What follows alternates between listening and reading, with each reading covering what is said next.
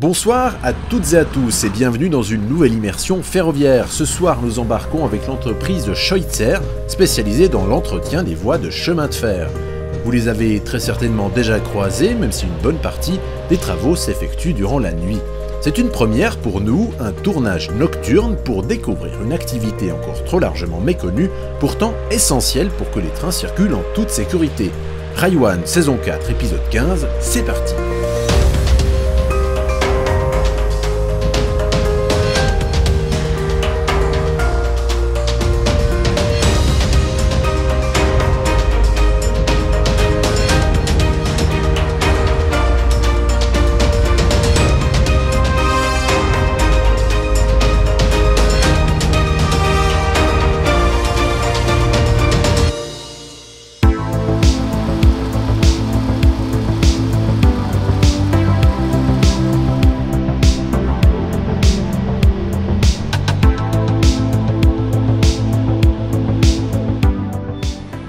Bonsoir, bienvenue ici en gare de Nyon. Nous allons ce soir travailler avec le Puscal 2.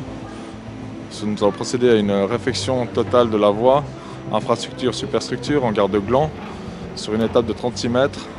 Ici en gare de Nyon, nous avons procédé à quelques contrôles de tous les postes de travail afin de s'assurer que chaque poste soit opérationnel pour le début des travaux sur le chantier.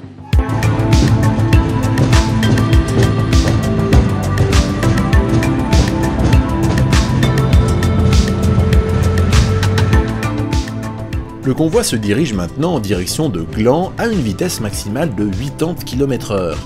À son bord, une vingtaine de collaborateurs Scheuitzer pour mener à bien toutes les opérations qui seront nécessaires cette nuit. Ils voyagent tous à bord du wagon énergie et social.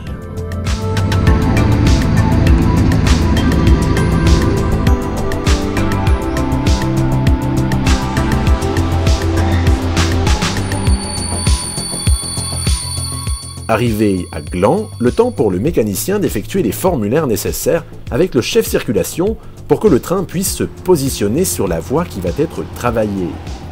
La voie adjacente restera, elle, ouverte à la circulation toute la nuit. À chaque arrivée de train, une alerte résonne sur le chantier.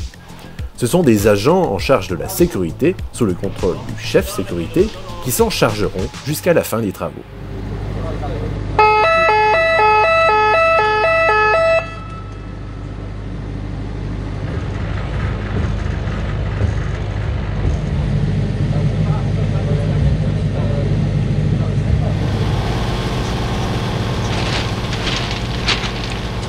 Nous arrivons sur la zone de travail.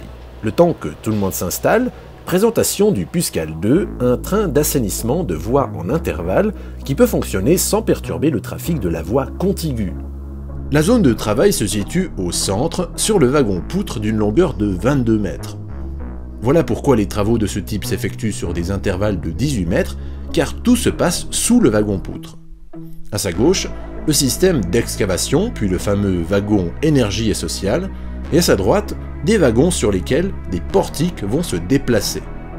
Étape par étape, nous allons vous raconter le remplacement d'un panneau, le nom technique d'une portion de voie enlevée, ici sur la voie 21 à Gland.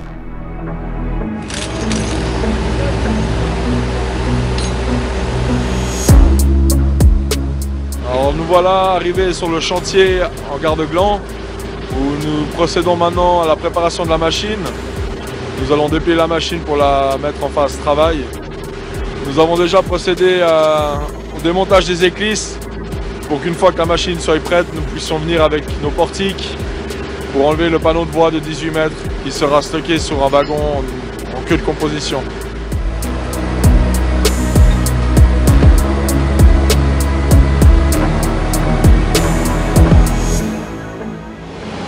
Nous allons procéder à l'enlèvement du chariot.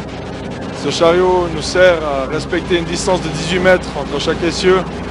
Si la distance de 18 mètres n'est pas respectée, comme actuellement en fonction au travail, cela occasionne des procédures supplémentaires pour verrouiller les parcours afin que nous puissions rouler en toute sécurité.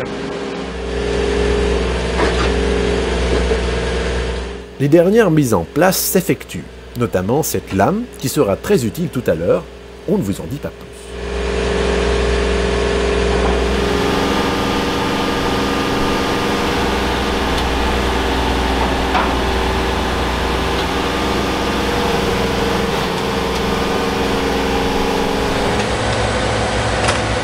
Maintenant, nous procédons à l'enlèvement d'un panneau de bois de 18 mètres. Ce panneau sera stocké sur un wagon plat à l'arrière de la machine tout au long de l'exécution des travaux.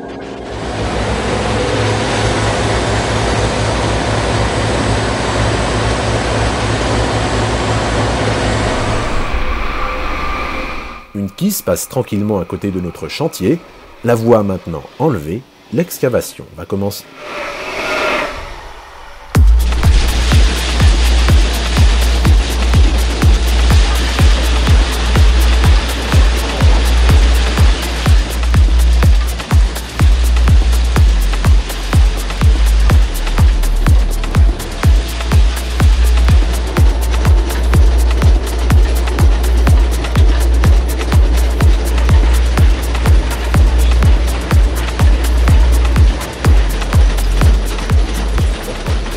Marcus Fernando, chef machine, chef d'équipe.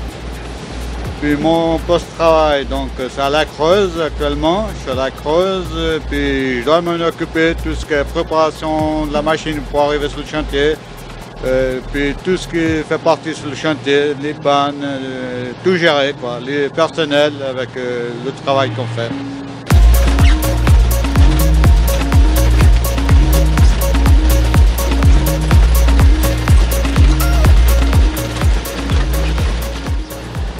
Là, je viens de faire la première creuse, donc, puis on a arraché le panneau avec les portiques, puis c'est moi qui suis rentré en action avec l'excavatrice pour faire la creuse.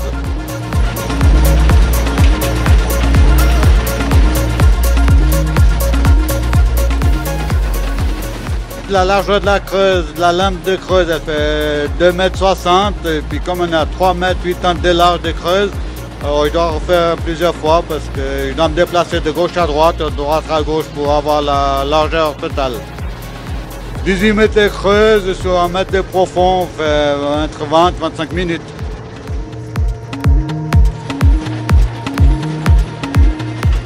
Alors, on a des casques audio avec une radio qu'on communique, toute l'équipe a une radio qu'on puisse plus communiquer aux autres s'il y a quelque chose, qu'on puisse s'avertir. Oh, les difficultés, c'est faire attention avec les gens qui sont en bas. Donc, il y a beaucoup de gens qui sont en bas pour faire la mesure. Ceux qui sont avec la fourche pour nettoyer un peu les bords de ce qu'il s'agit. Puis les gens qui sont en train de contrôler les transporteurs sur le wagon aussi, qu'on doit tous les contrôler. Puis les transporteurs ne débordent pas la terre. Il faut faire attention avec ça, avec tout ce qui se passe sur la machine, les gens en bas, puis en haut. Il faut tout contrôler en même temps qu'on fait la creuse.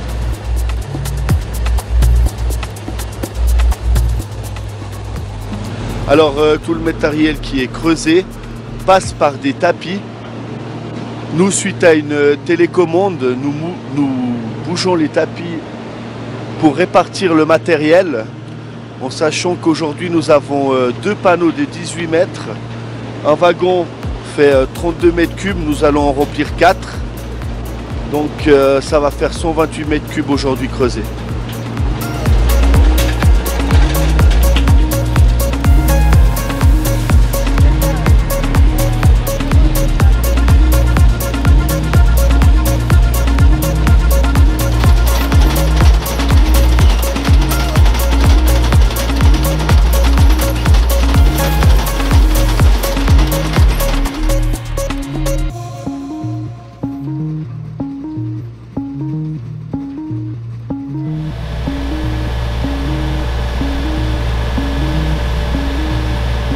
Toutes les étapes présentées ce soir seront répétées 2 fois, car 36 mètres de voies seront traités. La première grosse étape, qui est l'excavation, est terminée. Place maintenant au portique et à la lame.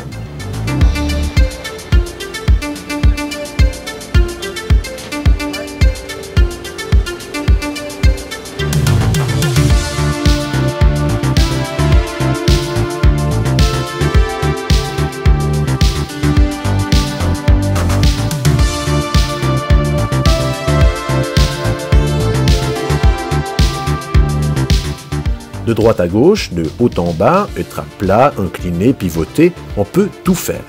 Mais pour répartir les nouveaux matériaux, Là, il lui faut un petit coup de main pour qu'ils arrivent jusqu'à elle, ou plutôt un petit coup de benne avec les portiques.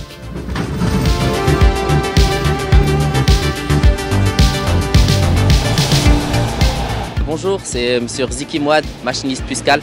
Donc moi, mon boulot, c'est de piloter une machine, ce qu'on appelle un portique. C'est une machine qui ramène du matériel qu'on a besoin pour la partie avant. C'est un portique qui pèse à peu près 12 tonnes. On va récupérer des bennes qui pèsent 6 tonnes. On pilote ça avec des joysticks. Donc on a toutes les informations à la radio. Et entre portiques, on communique avec des signes.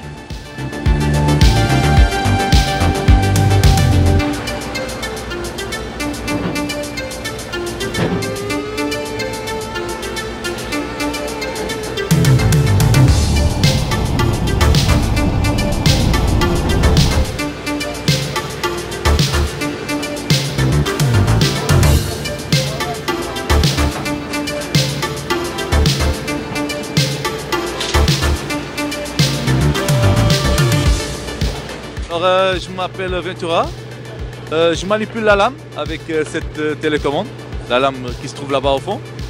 J'ai fait une préparation du trou ici, ce qu'on a fait avec l'excavatrice. J'ai tout damé comme il faut, tout mis en place. Et là maintenant, ce que je vais faire, c'est que il y a des tas de sable qui sont mis par terre. Je vais tout étaler, damer et puis refaire toute la voie à neuf, quoi.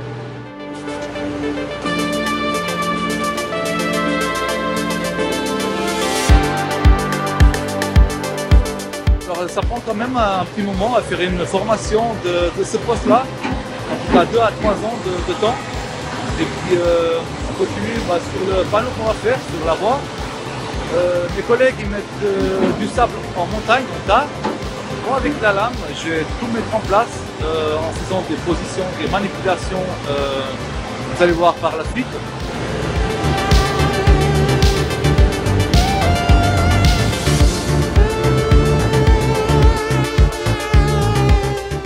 Alors avec la sous-couche qu'on appelle aussi PSS, il y a une certaine hauteur qu'on doit respecter qui est en l'occurrence 30 cm ici, avec un dévers de 5 cm pour l'écoulement. Et on le mesure avec des points déjà définis avec la latte pour être sûr que c'est respecté.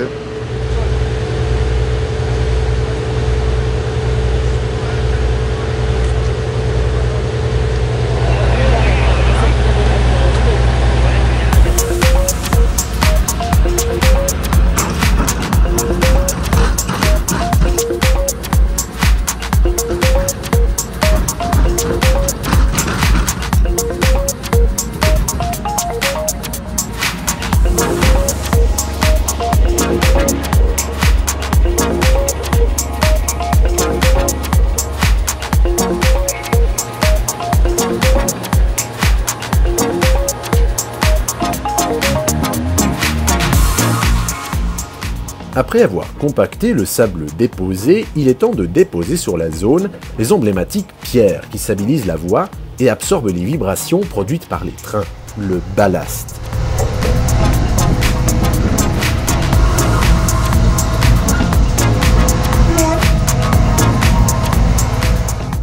Selon des chiffres de 2022 émanant des CFF, jusqu'à 600 000 tonnes de ces pierres peuvent être utilisées pour des chantiers, dont 420 000 pour le renouvellement de la voie.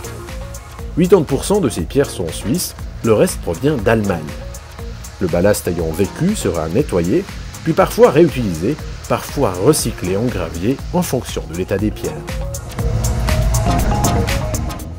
Avant de commencer le boulot, on met les passages entre les wagons pour pouvoir accéder avec les portiques au matériel qu'on a derrière. Alors la distance parcourue de bout en bout est de 160 mètres. Cela peut varier entre les chantiers.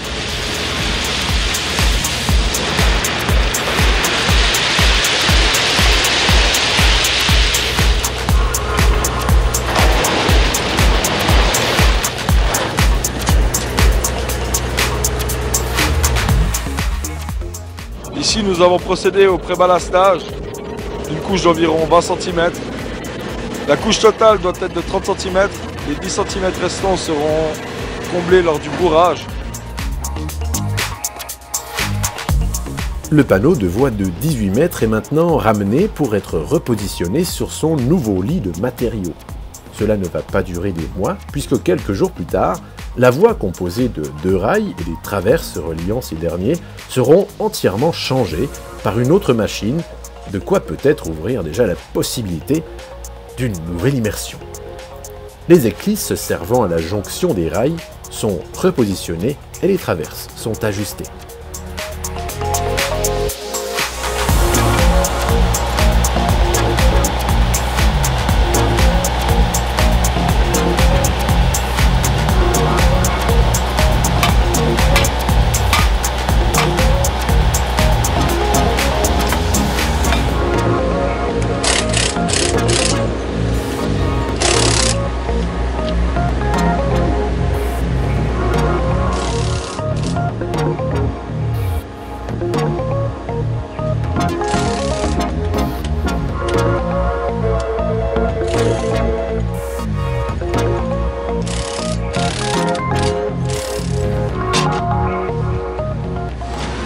Là, on a procédé, on a desserré les traverses, on a levé avec le cric pour laisser un peu de joint, et puis avec les baramines, on les a juste poussés, mettre à l'équerre au fait. J'ai fait des traces, j'ai tracé au craie et puis on a mis juste au craie. Mais pourquoi devons-nous replacer les traverses d'une voie qui a simplement été reposée? Car en fait, elle n'est pas reposée à la même place, 3,6 mètres de plus du côté de Lausanne. Cela s'explique car un petit panneau de 3,6 mètres est enlevé au tout début des opérations et remis à la toute fin. Il permet de faciliter les travaux entre les panneaux de voie de 18 mètres. Pour que cela soit agréable à vue d'œil, mais surtout dans les normes, une traverse tous les 60 cm avec une tolérance de plus ou moins 2 cm, il faut les replacer une par une.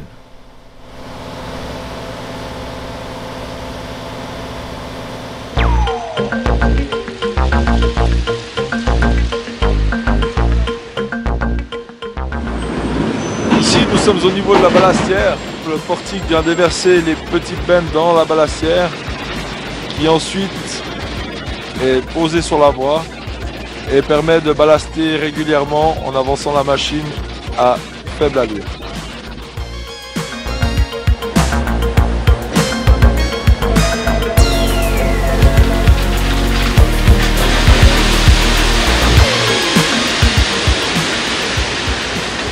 Pour faire avancer la machine sur la voie, nous avons besoin d'une loque qui est en queue de composition.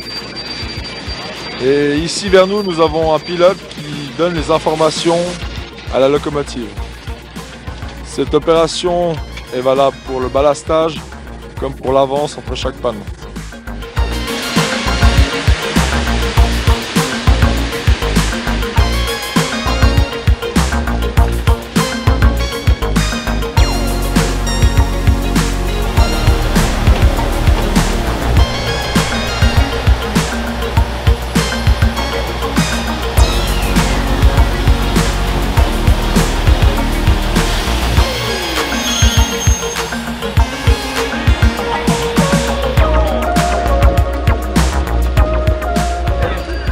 Le ballastage se poursuit pendant que le trafic sur la voie adjacente continue au compte-gouttes.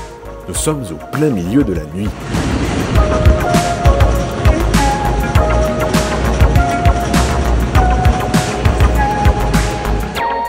Les dernières bennes versées et le tour est joué. Le Puscal 2 a fini pour aujourd'hui.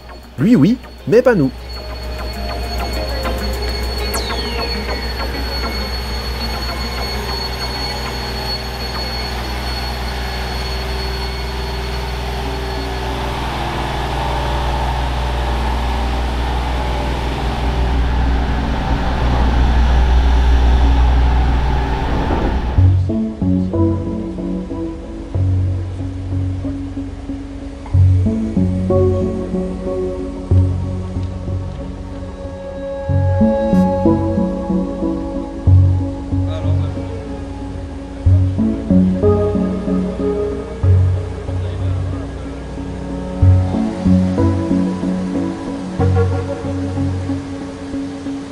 Alors, je m'appelle Gilles Geyser, je suis responsable dans l'entreprise Short RSA dans le groupe de bourrage, spécifiquement pour la ligne et les bourreuses d'aiguilles.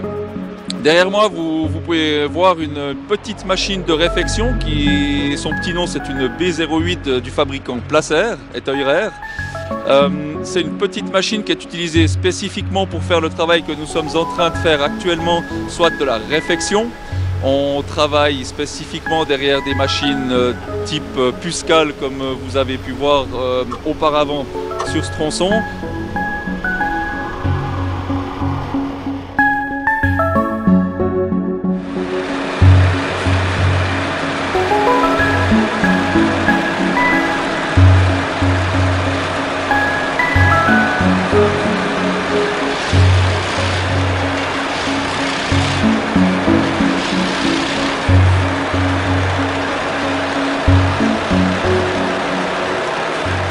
Donc c'est des machines qui sont utilisées vraiment pour faire des relativement courts métrages, je dirais vraiment pour remettre la voie en place. Quand on a assaini une zone telle que celle-ci derrière moi, cette nuit typiquement on aura traité 36 mètres.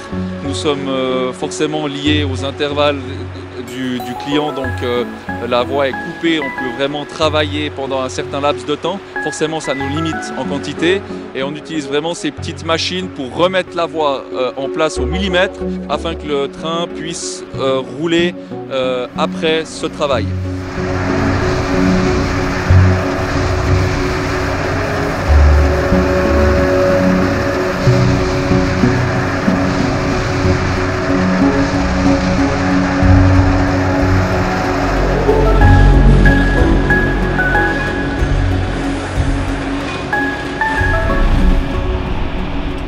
En principe, on va effectuer 2 passes parce que ce qu'on va appeler le premier et le deuxième bourrage.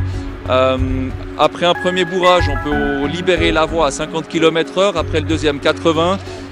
C'est clair que nos clients préfèrent pas perdre de temps sur les tronçons traités. C'est pour ça qu'on va essayer de faire le maximum, soit un premier, un deuxième bourrage dans une nuit afin que les trains puissent rouler au matin à 80 km/h. Voilà.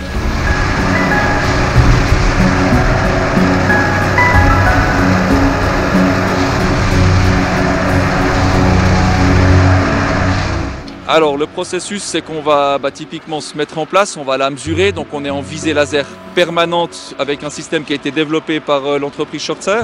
L'avantage, c'est qu'on peut apporter des corrections, que ce soit sur le profil en long, donc en déplacement vertical ou latéral de la voie, traverse par traverse, et on arrive vraiment à un rendu de qualité où on peut vraiment garantir notre travail. On a une base de mesure qui va prendre en compte les défauts de la voie ou des trous ou des imperfections, on va dire ça comme ça. On a des agrégats, des pinces qui vont attraper le rail et qui vont lever et déplacer la voie latéralement pour la mettre au bon endroit de ce qu'on souhaite par rapport à ce que le système de guidage va nous indiquer. Et puis derrière, nous avons ce qu'on appelle les UB, les unités de bourrage, qui vont, elles, descendre avec des vibrations. C'est comme des grosses pinces qui vont serrer le ballast sous la traverse et qui vont stabiliser pour avoir la hauteur juste et que le tonnage du train puisse passer sans problème en garantissant une qualité de travail.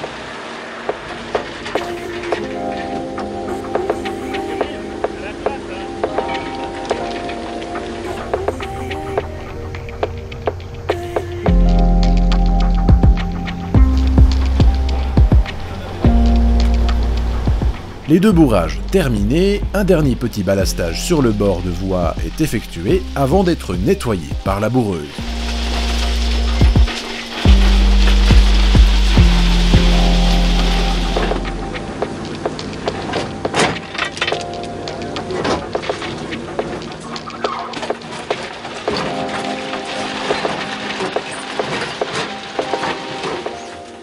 En notre honneur, l'équipe décide de brosser la voie pour que le ballast au-dessus des traverses n'y soit plus, pour donner l'impression que rien ne s'est passé. Voilà, nous sommes arrivés au bout de ces 36 mètres de réfection pour cette nuit. Demain soir, le Puscal 2B se rendra à nouveau sur le chantier pour effectuer les 18 derniers mètres. Une nuit suivante, nous viendrons substituer les rails. Et un 3e bourrage sera effectué par notre bourreuse B3001. Après ce 3e bourrage, la voie sera rendue à pleine vitesse.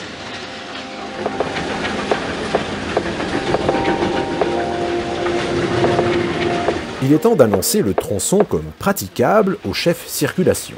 Des dizaines de milliers de voyageurs vont circuler sur ce tronçon dans les prochaines heures, sans qu'un seul d'entre eux ne se doute une seule seconde que cette nuit, la voie 21 à Gland n'existait en partie plus. Nous avons vu un énième trou entre Genève et Lausanne.